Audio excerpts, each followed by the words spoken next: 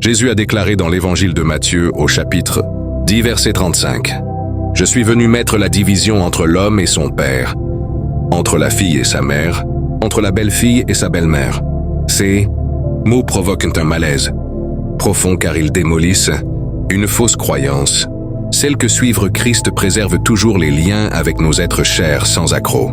En réalité, le Seigneur opère parfois discrètement en écartant de ton existence les éléments qui bloquent ton progression vers ta vocation divine. Cela peut inclure des proches de ton entourage familial. Si tu traverses actuellement une rupture qui te déchire l'âme, évite de te hâter pour renouer ce que le Tout-Puissant est en train de délier. Persévère jusqu'au bout de cette réflexion, car tu vas comprendre comment le mutisme divin agit comme un bouclier protecteur. Inscris-toi sans tarder à cette chaîne. Lumière en Christ et appuie sur le pouce levé si ce message résonne en toi dès à présent. Partage en commentaire. J'opte pour le plan de Dieu, même s'il me cause de la souffrance. Quand le Seigneur a interpellé Abraham, il lui a commandé « Sors de ton pays, de ta parenté et de la maison de ton père ». C'est tiré de Genèse, chapitre 12, verset 1. Cette injonction n'était pas seulement une invitation à un voyage physique, mais à un réalignement intérieur profond sur le plan spirituel. En effet, certains attachements familiaux, imprégnés d'amour sincère, peuvent se transformer en obstacles majeurs pour accomplir la volonté céleste.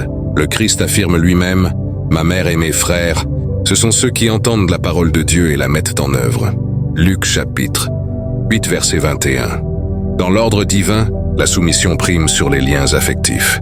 Cependant, dans notre société, imprégnée de traditions, culturelles et d'obligations émotionnelles, cette réalité est souvent niée ou interprétée de travers.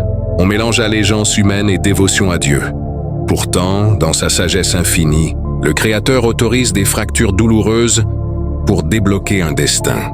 Ce qu'il accomplit dans l'ombre vise toujours à préserver discrètement. Il existe des cassures que ton âme n'a pas saisies, mais que les cieux ont déjà validées. Des adieux perçus comme des trahisons, alors qu'ils représentaient des libérations.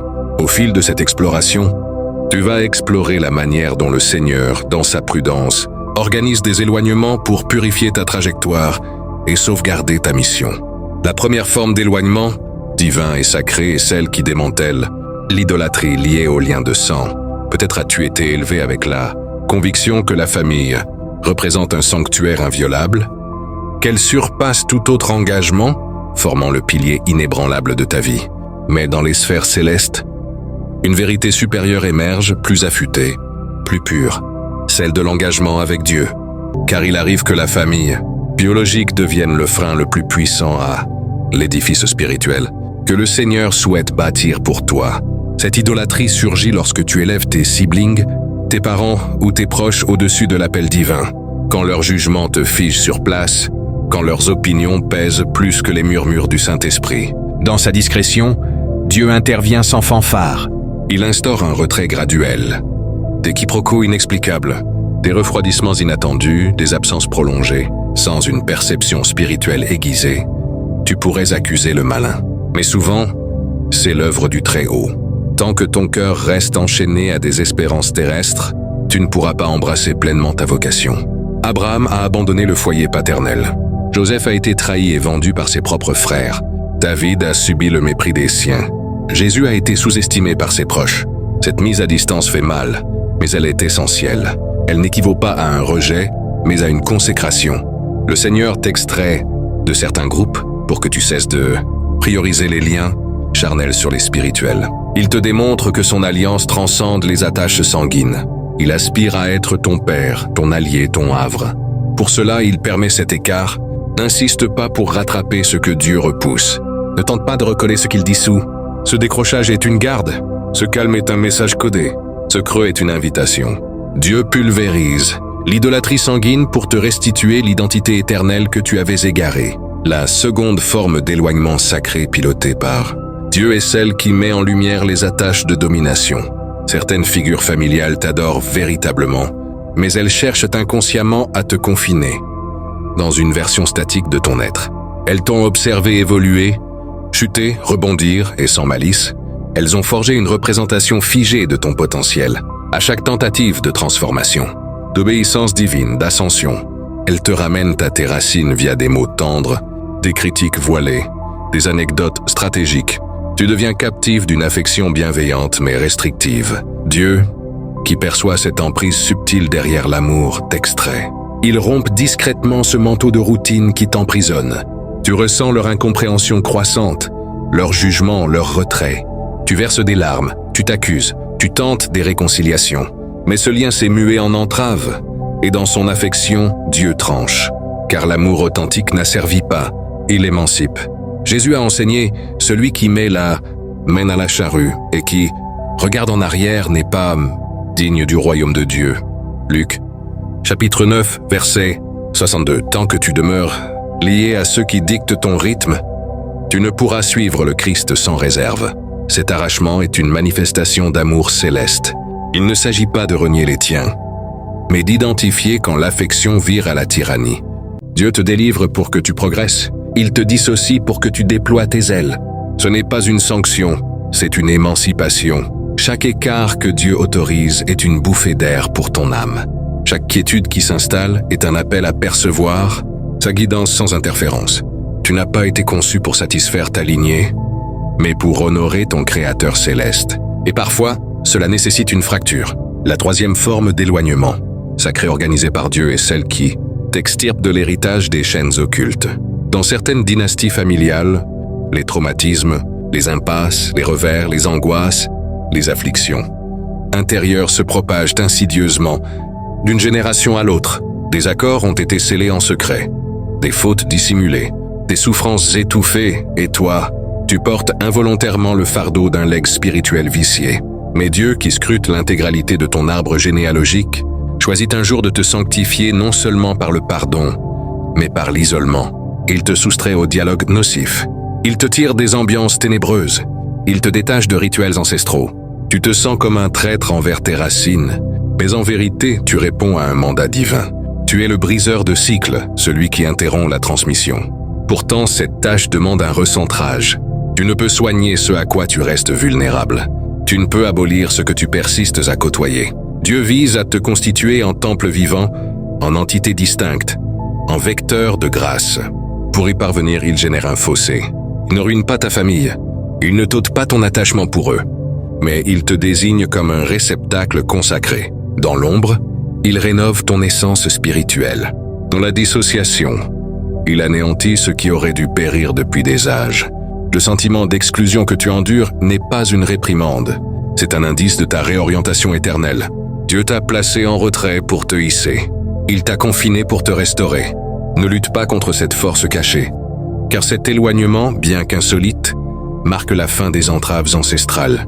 La quatrième forme d'éloignement sacré dirigé par Dieu est celle qui dévoile les allégeances viciées. Tu as intégré l'idée de tout endurer, de rester loyal, de rebondir sans cesse malgré les blessures. Mais parfois, ce que tu nommes fidélité cache une appréhension spirituelle. Tu t'accroches à des connexions stériles pour ta destinée. Tu t'agrippes à des rapports épuisés par terreur de l'isolement, par crainte d'apparaître ingrat, ou parce que la société martèle que la famille est inaliénable. Mais Dieu sonde les motivations intimes, il discerne ce que tes yeux ignorent. Puis, il passe à l'action. Une tempête surgit, une révélation éclate, une déclaration fuse, et les masques tombent. L'allégeance que tu estimais immaculée reposait sur la manipulation sentimentale, la culpabilisation, l'attirance physique. Dans sa loyauté, Dieu refuse que tu dérailles de ta voie pour honorer des pactes terrestres. Il fracture cette union. Il impose un intervalle. Il t'arrache à cette illusion émotionnelle pour que tu serves sans concession. Tu te sens dupé, mais tu es en fait affranchi. Tu endures, mais tu es en cours de régénération. Une fidélité qui érode ta conviction n'émane pas de Dieu. Et il préfère que tu sois mal jugé ici-bas, plutôt que rebelle aux cieux. Dieu n'accepte pas les liens masqués, même s'ils se drapent d'amour. Cet éloignement n'est pas une défaite, c'est une épuration divine. La cinquième forme d'éloignement sacré élaboré par Dieu est celle qui sculpte ton rapprochement avec lui. Il existe des phases où le Seigneur désire t'avoir exclusivement, non par sadisme, mais pour t'instruire comme un parent élève son enfant. Souvent, pour cela, il doit trancher les voies les plus intimes, les plus dominantes, les plus chargées d'émotions, Ta famille s'éloigne, les contacts s'espacent, les rencontres se raréfinent. Tu te crois effacé des mémoires, tu implores Dieu, mais c'est lui qui a initié cette vacuité, car dans le mutisme des hommes, il aspire à te communiquer. Dans l'absence des autres, il te rend réceptif à son essence. Moïse a erré 40 années dans le désert avant d'entendre la voix dans le buisson ardent. Jean-Baptiste s'est formé dans des contrées austères avant d'annoncer la vérité. Jésus se retirait souvent pour communier avec le Père. Ce n'est pas un châtiment, c'est une quête de proximité. Dieu souhaite te guider sans que ta mère ne décrypte. Il veut t'éduquer sans que ton frère n'interfère. Il veut t'embrasser sans relais. Cet écart est un don précieux. Tu te penses solitaire, mais tu es en communion directe avec ton artisan. Et n'essaie pas de combler ce néant humain hâtivement, car il a été façonné pour héberger la parole de ton Père. C'est dans cette quiétude que tu apprendras à l'identifier, à l'adorer, à lui obéir sans restriction. Inscris en commentaire. J'embrasse la vocation divine, même si elle me prive de liens sanguins. La 6e forme, d'éloignement sacré commandité, par Dieu est celle qui impulse ton ascension, au-delà des routines terrestres. Un palier existe que tu ne peux surmonter tant que tu restes captif de ce que les autres perçoivent déjà de toi. Tes intimes connaissent ton timbre, tes routines, ton passé, mais ils ne saisissent pas toujours ta mission. Ayant vu tes chutes, ils questionnent ta stabilité. Ayant entendu tes lamentations, ils doutent de ton charisme spirituel. C'est ici que Dieu s'implique. Il t'extrait d'un cadre saturé de banalité, non pour te métamorphoser en étranger, mais pour te reconnecter à ton essence authentique, en lui. Il te soustrait au regard qui te pétrifie. Il te distancie des remarques qui te minimisent. Il te positionne dans une aridité où nul ne te reconnaît, afin que lui seul te propulse. Jésus a proclamé « Un prophète n'est sans honneur que dans sa patrie, parmi ses parents et dans sa maison ». Matthieu chapitre 13, verset 57. La reconnaissance débute où s'achève la routine. L'ascension commence où Dieu est ton unique ancre. Tu ne peux revêtir une cape neuve si tu restes cerné par ceux qui te rappellent sans cesse tes revers passés. Voilà pourquoi Dieu pilote cet écart. Il ne te réprime pas, il t'équipe. Il ne t'avilit pas, il te prépare. Tu sanglotes aujourd'hui d'être délaissé, mais demain, tu saisiras que ce vide fut ton antichambre éternelle. Dieu élève ceux qui l'isolent. Il dévoile ce qu'il a occulté. Tant que tu ne quittes pas le cocon de la banalité intérieure, tu ne pourras accéder à la chambre royale. Accepte donc cette mise à l'écart, ne la conteste pas, car elle atteste que les cieux te repositionnent, et ce repositionnement s'initie par une dissociation. La 7e forme, d'éloignement sacré géré par Dieu est celle qui prévient la souillure de ta vocation. Ta mission est immaculée, singulière, ciselée dans les sommets de la pensée divine, mais aussi vulnérable. Souvent, ce ne sont pas les adversaires qui la corrompent, mais les familiers. Non par animosité mais par méconnaissance. Ils interviennent quand Dieu prescrit le calme. Ils bougent quand il ordonne l'immobilité. Ils t'incitent, où le ciel te commande la patience.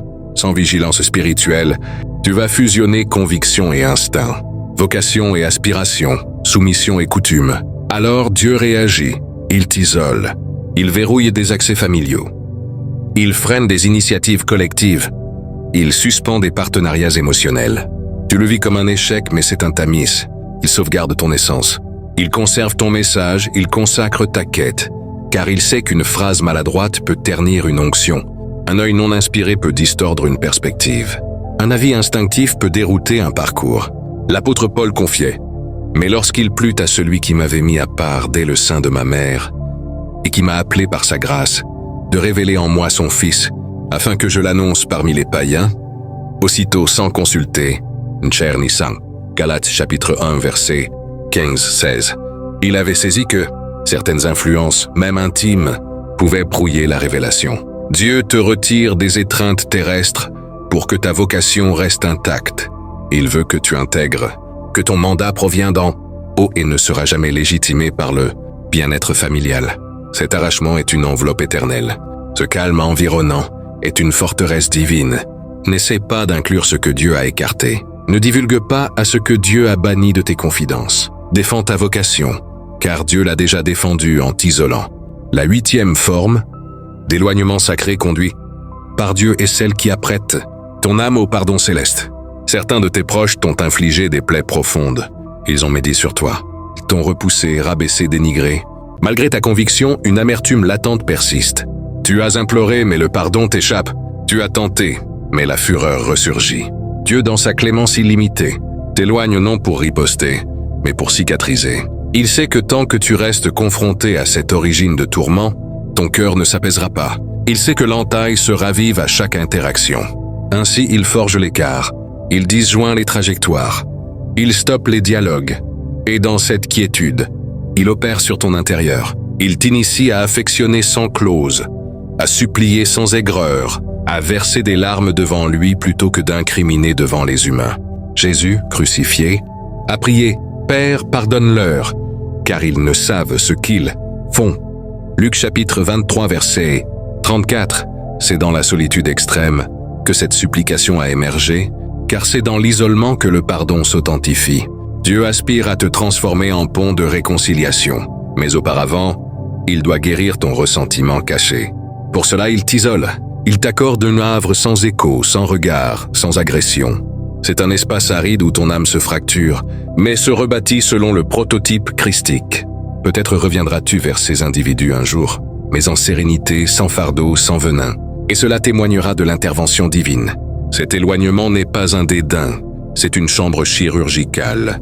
La 9e forme d'éloignement, sacrée et élaborée par Dieu, est celle qui consacre ta soumission. Tu désires te plier à Dieu, mais ton entourage normalise les concessions. Tu évolues dans un cadre où l'on atténue les préceptes, où l'on excuse les transgressions, où l'on trivialise la pureté. Et même dans ton cercle familial, la tension monte pour que tu t'ajustes. Plus tu vises la vérité, plus tu te retrouves marginalisé. Mais cette isolation n'est pas un guet-apens, c'est une réplique divine. Dieu t'extrait du sein de ceux qui confondent miséricorde et relâchement. Il t'éloigne des arguments flous, des attitudes hypocrites, des us humains qui asphyxient l'esprit. Il veut t'instruire à lui obéir, même en solitaire. Il veut fortifier ta constance. Daniel a décliné les offres royales au milieu des siens. Joseph a échappé à la séduction sans appui. Jésus a affronté la tentation dans le désert, hors de vue. La soumission authentique se forge dans l'isolement, et Dieu génère cet écart pour que ta conviction ne repose plus sur l'aval familial. Il veut que ta sainteté s'enracine, que ta loyauté s'affermisse, que ton cœur lui soit dédié intégralement. Ce décrochage est une académie de vérité. Tu apprends à refuser même à ceux que tu chéris. Tu apprends à t'élever tandis que les autres stagnent. Tu apprends à obéir au prix des pleurs, et cette soumission deviendra ton legs. Dieu te modèle loin des regards pour que ta lueur irradie un jour devant eux. La 10e forme d'éloignement sacré orchestré par Dieu est celle qui pave la route à une réconciliation à venir. Dieu ne dissocie jamais définitivement. Il ne la sert pas pour anéantir, mais pour restaurer. Il perçoit que certaines connexions doivent s'éteindre temporairement pour ressusciter affiné. Il autorise une période de retrait pour que chacun mûrisse, se régénère, se transforme. Même si aujourd'hui cet intervalle te mystifie, sache que Dieu œuvre dans les intimités. Il intervient en toi comme en l'autre. Il prépare le rendez-vous où les voies convergeront. Non dans l'angoisse, mais dans l'harmonie. Non dans la confusion, mais dans l'authenticité. L'écart que tu endures présentement est une transition.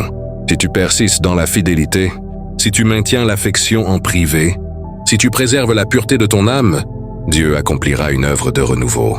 Il tournera les cœurs des pères vers leurs enfants. Malachie chapitre 4 verset 6. Il est apte à raviver ce que tu tenais pour irrécupérable, mais il veut d'abord purifier le lien. Et cela requiert une taille. Aujourd'hui, tu navigues dans le néant. Demain, tu baigneras dans la quiétude. Si tu lui accordes ta confiance, la dissociation se muera en sentier de splendeur. Car les attaches que Dieu rebâtit ne sont plus vulnérables. Elles deviennent inaltérables. Lorsque Dieu t'isole, ce n'est pas pour te délaisser, mais pour te confier des mystères que les multitudes ne peuvent capter. Dans cette aridité muette, éloignée des échos humains, il te souffle des vérités que seule la proximité intime permet d'assimiler. Ces arcanes sacrés sont des instruments de métamorphose que le monde méconnaît, mais que ton intérieur aspire ardemment. Le premier arcane spirituel que tu ne peux dévoiler qu'en solitaire avec Dieu, c'est que sa parole s'affine quand les autres se murent. Il est ardu de percevoir Dieu au milieu du brouhaha des espérances terrestres, du tumulte des avis familiaux, du chaos des sentiments collectifs. Tant que tu es perpétuellement cerné, vulnérable, modelé, tu risques de mélanger sa guidance avec les voies mortelles. Mais Dieu, qui sonde ton essence, sait que certaines épiphanies ne s'offrent que dans le calme absolu. Ainsi, il façonne l'espace. Il vide ton paysage relationnel. Il suscite une solitude superficielle pour engendrer une communion authentique. C'est dans ce creux que sa parole s'intensifie. Ce qui te paraissait flou devient cristallin. Ce que tu interrogeais devient une évidence ardente. La parole de Dieu n'est pas tonitruante. Elle est exacte. Elle ne force pas. Elle captive. Et pour que tu puisses la distinguer, il doit parfois t'extraire de l'agitation. Le prophète Élie l'a vécu. Après un triomphe éclatant, il s'est retrouvé isolé dans une grotte. Il escomptait entendre Dieu dans la bourrasque, le séisme, les flammes. Mais c'est dans un murmure ténu et délicat que Dieu s'est manifesté. 2 Rois chapitre 19 versets 11 à 12. Ce schéma perdure. Dieu communique dans la finesse. Et pour capter cette finesse, il faut apprendre à étouffer les interférences périphériques. La solitude que tu traverses n'est pas une réprimande. C'est une formation au discernement. Dieu t'enseigne à identifier sa parole, à différencier le sacré du sentimental, le divin du coutumier. Il veut que tu sois capable de filtrer les influences, de naviguer avec assurance dans les eaux troubles des relations humaines et de te fier exclusivement à son orientation. Pour étendre cette idée, considère comment, dans l'histoire biblique, de nombreux héros de la foi ont traversé des phases d'isolement avant leur plus grande révélation. Jacob, luttant seul avec l'ange, a reçu un nouveau nom et une bénédiction transformative. Paul, après sa conversion, s'est retiré en Arabie pour communier avec Dieu avant de lancer son ministère. Ces exemples illustrent que l'isolement n'est pas un vide stérile, mais un terrain fertile pour la croissance spirituelle. Dans ton propre parcours, ce silence imposé pourrait être le moment où Dieu te révèle des aspects de ta personnalité que tu ignorais, des dons enfouis que les distractions familiales masquaient. Il te prépare à une écoute affinée, où chaque intuition spirituelle devient un guide, infallible, pour tes décisions futures. Sans ce retrait, tu risquerais de diluer sa voix dans le bruit ambiant, menant à des choix erronés dictés par la pression sociale ou émotionnelle. Ainsi embrasse ce moment comme une opportunité rare, un privilège divin où le Créateur t'invite personnellement à une conversation intime, loin des oreilles indiscrètes. Le deuxième arcane spirituel accessible, seulement dans la solitude divine, est que ton identité véritable se cristallise quand les miroirs humains se brisent. Dans le tourbillon des interactions familiales, tu es souvent défini par les rôles que les autres t'attribuent. Le fils prodigue, la sœur protectrice, l'enfant rebelle. Ces étiquettes, bien qu'ancrées dans l'affection, peuvent limiter ton potentiel et obscurcir qui Dieu t'a destiné à être. Mais quand il t'isole, il casse ses reflets distordus pour te montrer ton reflet authentique en lui. C'est dans ce vide relationnel que tu découvres ta valeur intrinsèque, non pas basée sur l'approbation des tiens, mais sur la déclaration éternelle de Dieu. Tu es mon bien-aimé, psaume 139, nous rappelle que Dieu nous a formés dans le secret, connaissant chaque fibre de notre être. Cette révélation d'identité profonde nécessite un espace sans interférence, où tu peux explorer tes forces, affronter tes faiblesses et aligner ton auto-perception sur la vision divine. Sans cela, tu restes prisonnier des attentes familiales, cherchant validation externe plutôt que l'affirmation intérieure. Pour approfondir, imagine comment Moïse, élevé comme prince égyptien, a dû s'isoler dans le désert pour se dépouiller de son identité, adopter et embrasser son rôle de libérateur. Pour développer, pense à Job, qui dans sa solitude extrême a confronté ses doutes et émergé avec une vision renouvelée de Dieu dans ton isolement. Dieu pourrait te guider à travers des souvenirs douloureux, te montrant comment il était présent même alors et te libérant pour un avenir sans chaîne. Cette guérison n'est pas instantanée. Elle exige du temps seul avec lui, loin des influences qui pourraient rouvrir les blessures. Elle te rend plus empathique, plus fort, prêt à aimer sans condition. Ainsi, ce qui semble comme un désert aride devient un jardin de restauration, où chaque larme versée nourrit une croissance spirituelle profonde. Le cinquième arcane spirituel accessible, en solitude, est la révélation de ta mission unique. Loin des attentes familiales, tu peux entendre clairement l'appel spécifique que Dieu a pour toi. Dans Jérémie 1:5, « Avant que je t'eusse formé dans le ventre de ta mère, je te connaissais, et avant que tu fusses sorti de son sein, je t'avais consacré. » L'isolement élimine les voix concurrentes, permettant à Dieu de détailler ton rôle dans son royaume. Peut-être un ministère, une vocation professionnelle infuse de foi ou un impact communautaire. Tu reçois des visions, des stratégies, des confirmations que le bruit familial aurait étouffées. Pour étendre, considère Esther, élevée en isolement culturel, qui a découvert son appel à sauver son peuple. Dans ton cas, cet éloignement pourrait être le temps où Dieu affine tes dons, te prépare à un impact que ta famille n'aurait pas compris ou soutenu initialement. Tu apprends à embrasser ton unicité sans chercher validation humaine, marchant avec audace dans ta destinée. Cette révélation te motive, te donne un but qui transcende les liens terrestres, alignant ta vie sur le plan éternel. Le 6e arcane spirituel que la solitude offre est l'art de la guerre. Spirituel avancé. Seul avec Dieu, tu apprends à combattre les forces invisibles avec efficacité. Éphésiens 6:12 nous enseigne que notre lutte n'est pas contre la chair, mais contre les puissances spirituelles. L'isolement te forme à la prière fervente, au jeûne, à l'usage de l'armure divine sans distraction. Tu discernes les attaques subtiles, peut-être liées à ton héritage familial, et les vaincre par la parole de Dieu.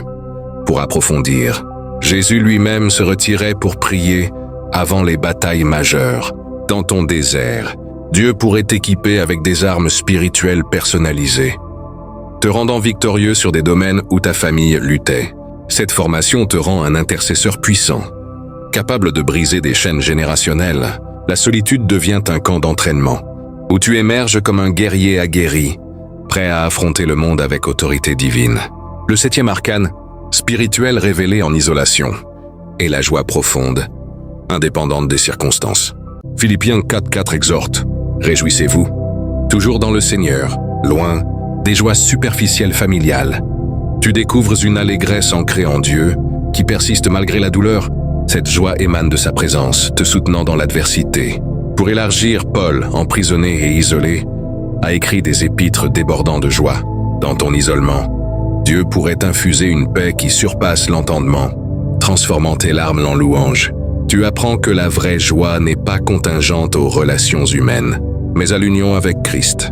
Cette découverte te rend résilient, irradiant une lumière qui attire les autres ultérieurement. Le 8e arcane spirituel, en solitude est la sagesse divine, pour les décisions futures. Proverbe 2:6 dit, « Car l'Éternel donne la sagesse, sans conseils humains biaisés. Tu reçois une perspicacité céleste pour naviguer la vie. Dieu te guide dans des choix cruciaux, carrière, relations, ministère, avec clarté. Pour développer, Salomon a cherché la sagesse en privé avec Dieu. Dans ton retrait, il pourrait te doter d'une discernment qui évite les pièges familiaux récurrents, te positionnant pour des succès durables. Cette sagesse te rend un conseiller avisé, capable d'aider les autres une fois réintégré. Le 9e arcane spirituel est l'amour agapé purifié. 1 Jean 4:8 affirme, « Dieu est amour. » L'isolement te permet d'absorber cet amour divin, le purgeant des attachements conditionnels familiaux. Tu apprends à aimer comme Dieu, inconditionnellement, sacrificiellement. Pour étendre, l'amour de Jésus pour l'humanité s'est affiné dans ses retraites solitaires. Dans ton désert, Dieu guérit tes blessures d'amour humain, te remplissant pour déverser un amour authentique. Cela te prépare à des relations saines, libres de codépendance. Le 10e arcane spirituel en solitude est l'anticipation de la gloire éternelle. Romains 8:18. J'estime que les souffrances du temps présent ne sauraient être comparées à la gloire future. L'isolement te donne un aperçu du ciel, rendant les épreuves terrestres supportables. Tu cultives une perspective éternelle, priorisant le royaume sur les liens temporaires. Pour conclure, pense à Jean sur Patmos, isolé, recevant l'Apocalypse. Dans ton isolement, Dieu pourrait te révéler des visions d'avenir, te motivant à persévérer. Cette anticipation transforme ta souffrance en espérance, te préparant à une récompense infinie.